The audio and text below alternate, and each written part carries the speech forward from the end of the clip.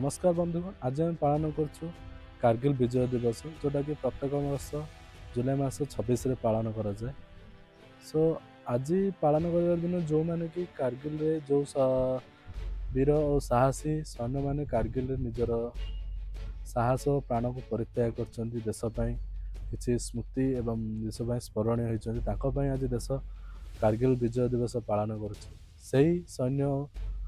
जी तांकर निजर असाधारणतः साहस देखी आज देश को विजय करैकी देशर सीमा को सुरक्षित रखिंट से आज स्मरणीय दिन से देश समग्र देश पालन कर आज कारगिल विजय दिवस हे तो से अपार साहसिकता जदि आम पाखे आज ना अशरीर साहसिकता देखा न था तो शायद आज आम निजक सुरक्षित मन न कर तो से वीरत्व पर आज आम कारगिल विजय दिवस पालन कर सो से विषय आज ये ब्लॉग किसी कह तो विशेषकर 1999 मसीह जो जम्मू काश्मीर कारगिल अंचल आमर पड़ोशी देश आछि लोक मैंने आमर सुरक्षा देशर जोटा कि लाइन अच्छी से लाइन को भांगिकी किसी अव्यवस्थित भाव में किसी पहाड़ को अत्यार करते जोटा कि आमर समुद्र पतन ठार पाखापाखि 16,000-18,000 किलोमीटर ऊपर तो से भली जगह को से अत्यार कर रखी किसी पहाड़ को निजर अत्यार नहीं जाइए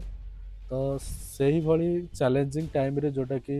जो जगह माने समुद्र पतन 16,000-18,000 किलोमीटर ऊपर जोटा कि बहुत ठंडा और ऑक्सीजन लेवल बहुत कम तो ठंडा माने -0 डिग्री -5-6 डिग्री चली जाए ता सहित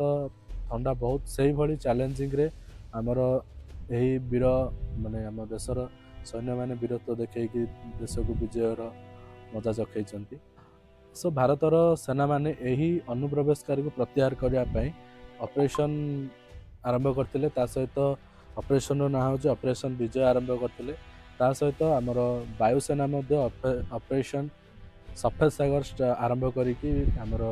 सेना बाहिनी मान को सहयोग करते तो दुईटा ऑपरेशन ये लगी गोटे हूँ ऑपरेशन विजय सहित वायुसेना द्वारा कि जोटा कि आमर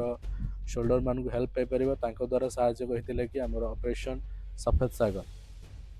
सो युद्ध पाखापाखि 2 मास खंडे लगी दु मासर संघर्ष पर आमको विजय लाभ मिलता जोटा कि 1999 मसीहा जुलाई 26 तारिख रे तो आमर देशर वीर जवान मैंने अपार साहसिकता और वीरत्व देखी 2 मास धरी युद्ध करके अन्य शत्रु मान सहित आमको विजय लाभ करके जहाँफल शत्रु मैंने वीरत्व आगे और साहसिकता आगे मुंड नुआई और दीर्घ 2 मासर वीरत्व देखला पर निजर बल और निजर वीरत्वर परिणाम पर शत्रु मुंड नुआई जहाँफल आज आम विजय दिवस रूप पालन कर कैप्टेन विक्रम बत्रा लेफ्टिनेंट मनोज कुमार पांडे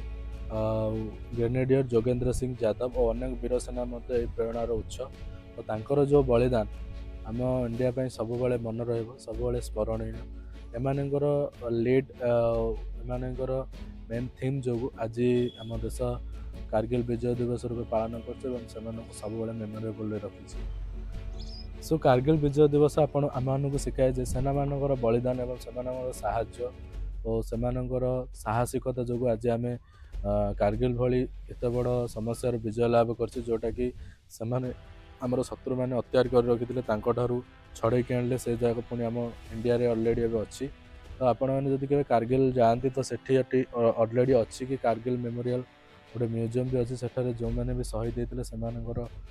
मुझे ट्राए कर माने मोर गोटे स्वप्न अच्छे से जगह जावाई देखापी केते लोक केते महान लोक से कारगिल विजय निजर बलिदान देते जोटा कि आम देशपाई और सेना मानकर यही दिन को आम मन रखा स्मृति को आम मन रखा आज आम कारगिल विजय दिवस पालन कर